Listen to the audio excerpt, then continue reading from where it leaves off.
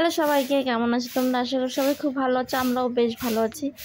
তো এই দেখো, গরম তো প্রায় পড়েই গেছে, ঠান্ডা একদম কমে গেছে। তো আজকে হচ্ছে শনিবার ছিল, মেয়ের স্কুল ছুটি আর পড়াও ছুটি, যেহেতু শনিবার, শনি আর রবি ছুটি থাকে। তো ওই জন্য আজকে কেউকে ডাকিনি। তো আমি একা সকালবেলা মানে একাই উঠেছি, ওদের আর ডাকা হয়নি। তো দেখো কাজবাজ সেরে নিই, তারপরে ওদের ডাকবো ভাবছি। তো ওই যে উঠোন ঝাড় দিচ্ছি সকালবেলা উঠে, আগে উঠোনটা ঝাড় দিয়ে দিলাম। আজকে আমি পরেই ঝাড় দিই, আগে বাসন ফাসন ধুয়ে তারপর রান্নাঘরটা লেপা পোছা করে তারপরে উঠোন ঝাড় দিই। তো আজকে বেশি পাতা পড়েছিল, তাই ভাবলাম যে উঠোনটা আগে ঝাড় দিয়ে নিই, তারপরে কাজগুলো সারবো। তো কাজ বাজ সব সেরে নিয়ে চা বিস্কুট খেয়ে একটু বসে, এখন বাজে হয়তো 10টা। আজকে দেরি হয়ে গেছে। তো এই যে রান্না বসিয়েছি। আর হচ্ছে কালকে বড় একটা কাতলা মাছ নিয়েছিল, ওই মাছটার মাথাটা, কালকে না আজকেই নিয়েছে, ভুল হয়ে গেল। তো শুধু মাছটা আর ওই যে লেজাটা একটু পেয়েছি, ওইটা রান্না করব। তো আলু দিয়ে মাংসর মতো কষা কষা করে করব।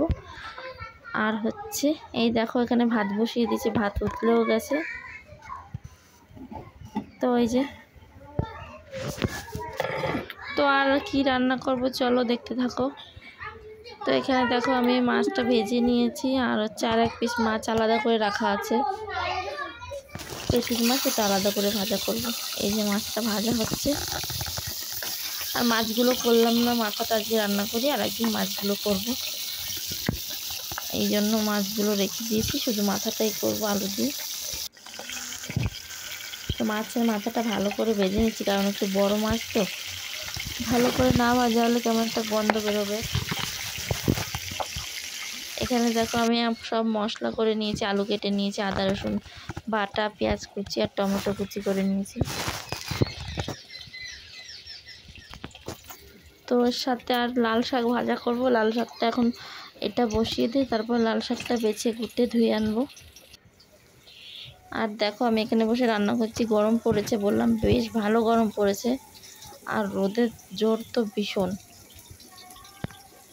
তো এই যে একটু রান্না করছি আর বাইরে এসে দাঁড়াচ্ছি, বাইরে একটু গরম কম লাগছে।